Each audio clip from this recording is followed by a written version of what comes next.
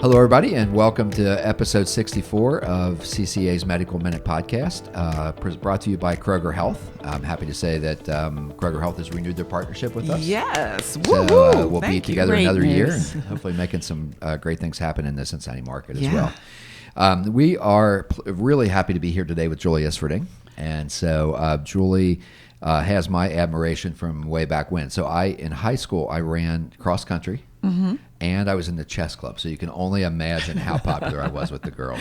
Crazy. Could not keep them off. Runner and a brilliant runner. That's right. How's that? Oh, that's right. That's what we're going to call it today. Yeah. Brilliancy. So Julie is one of our local Olympians. That list is there's quite a few, but it's not a long list. But Julie, there was a period of time where you were just all over the news, probably at a time where the Bengals were not what they are today. So I remember having a lot more time to I was back follow in the your day exploits. of Boomer and Chris Collinsworth, and it was a wonderful time because when I was running the Heart Mini Marathon, they were the lead vehicle, and I got to chase Boomer and Chris Collinsworth. It was worth running for. So that's my age. I'm old. Oh no, you're not. You're very young. And Steve, also we can add that Julie is lots of things. She's many things. In the words of Chaka Khan, she's every woman. She's an author. She's an Olympian. Seriously, I was researching, and I thought I'm not even going to go there because it's too many things. It's almost too She's many things. director of Western When and you Southern live Thanksgiving this long, Day Race. you gotta keep doing new and exciting things, kind of like what you guys are doing here and pioneering cancer care in Cincinnati. Second act or third act. So I just think in our city just allows for so many opportunities for all of us. Yeah. So I was my most important thing right now is the race director of the Western and Southern Thanksgiving Day race. And we see one year, the 100th, we had 17,000 people. Wow. That is unbelievable. Yeah, we're 114 years old this year. Okay. And because of Western and Southern and many other sponsors like Kroger, the race has been able to grow and afford. It's very expensive, to put major events on. As you guys, you've had a lot of events for cancer. So, in one of the main benefactors of the Western and Southern Thanksgiving Day race is cancer, the Barrett Cancer Center. And so a lot of people come out just to support cancer and Alzheimer's and a lot of other things, obviously. But it's the neatest day of my life. Well, we thank you for all of that service. And Steve, there's so much to uncover. No, I agree completely. But fun fact, I used to run in that, and I think at that time it was called the Turkey Day race. Oh yeah, it's been called a lot of things. And it would start outside of Value City Department Store in Latonia, which is where I worked at the time as a sign printer of all things.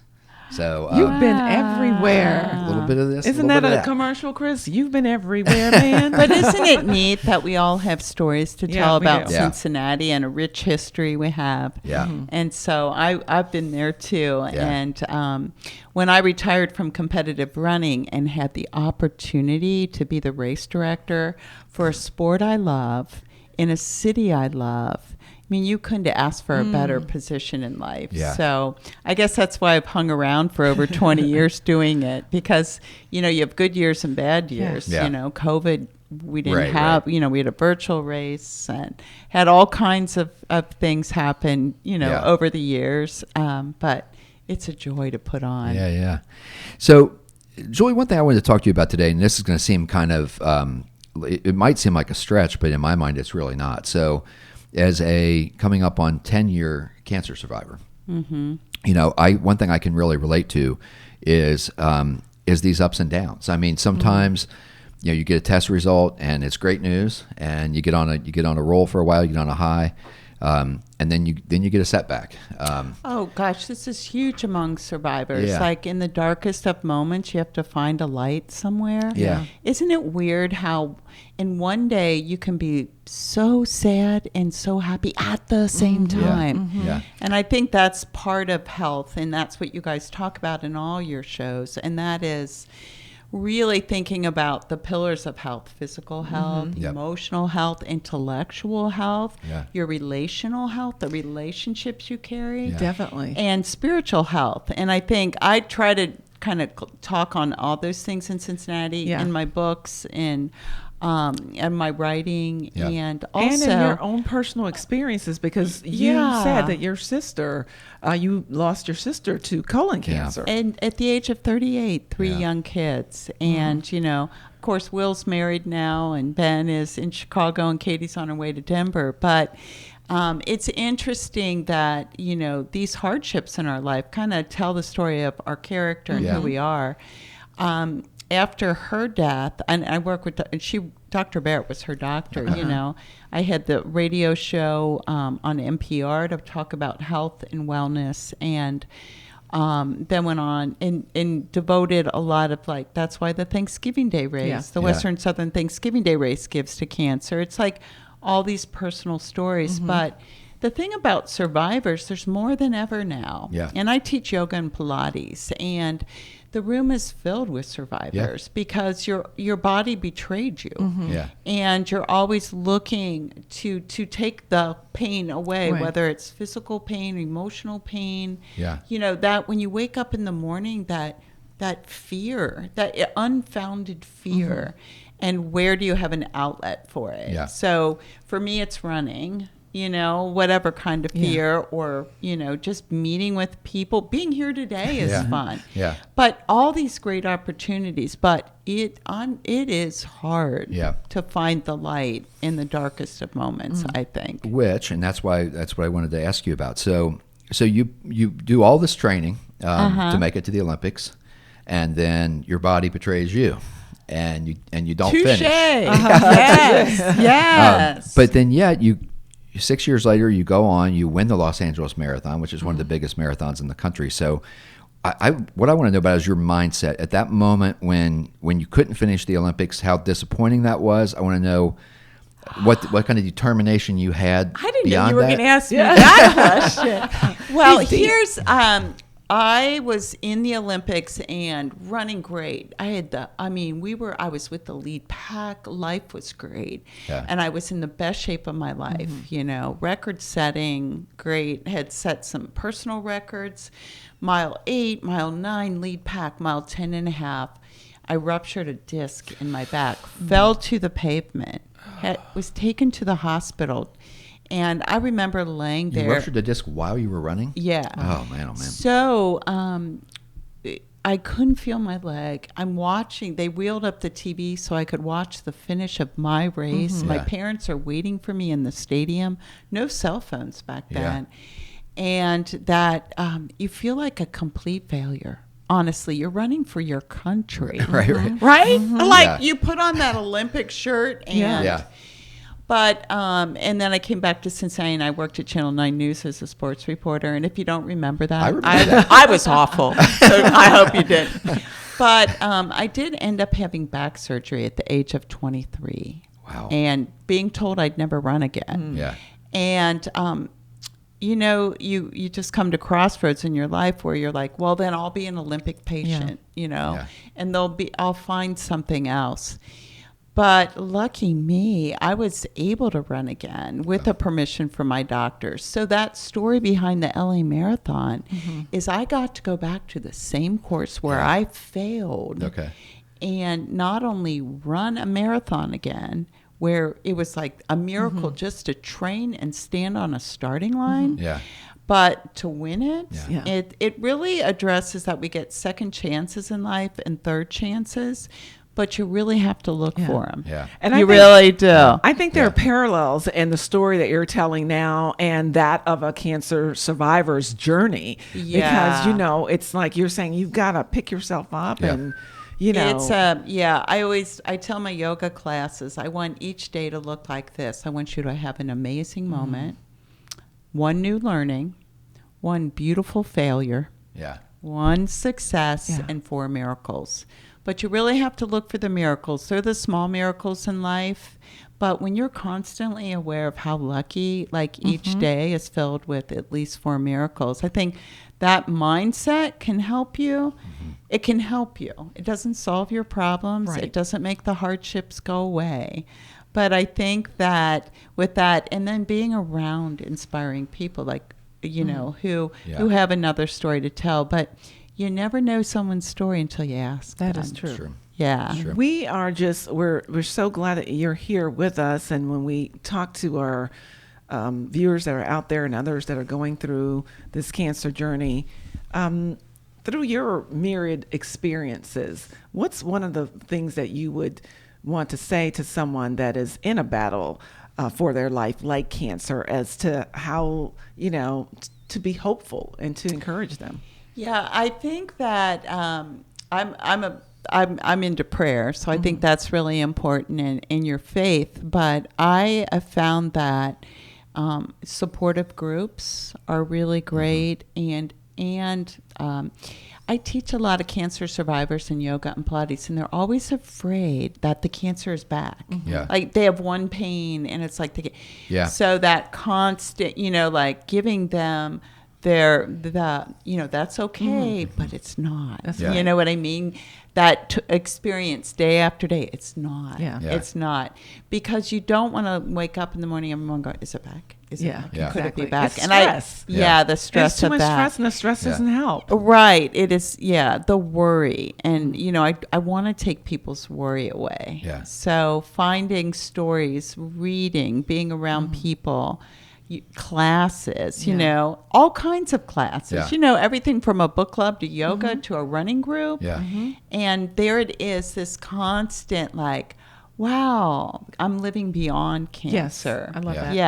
Yeah. A lot of people I've talked to have seen cancer as a gift too. It really helped them realize, day in, day out that, I woke up today, and these were severe cases, Exactly. but it's really, and it's a personal thing too. So everyone has a sort of a different mechanism. I don't know what yours is. No, I've actually said that before. I mean, I'm sitting here today because of that, and this is the most joy I've ever had in my career. Well, and, it goes back to that when life gives you, lemons, you do what?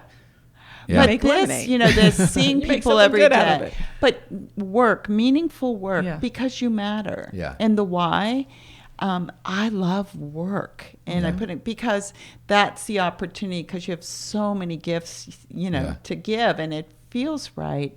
And then you're not in your own head, because we can have monkey minds that take us to places we don't need to go. Yeah, that's true. Because and calming the mind. And a lot of people talk about meditation and all that, but frankly, I can't sit in a chair.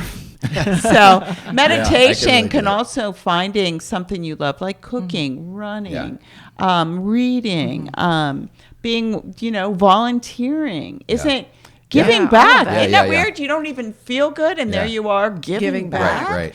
But it's funny how all that works, but everyone has that. Yeah. So I'm not saying sit in a chair and meditate, I'm saying, what is it? Do you like to volunteer? Do you like to work? Try something Cooking, new. cooking groups, Yeah. book clubs. And of course, I'm going to say, I want you to run and walk and hike and right. yoga Exercise, and Pilates and all that. Find some friends to do it with and combine a lot of things. And when I teach every day, I teach Pilates and yoga every day to big groups or individuals. I always start the day with one good word. So, one good word for you today could be like endurance, and thinking about life is one good word. It could be presence. Yeah. It could be challenge, could be learn.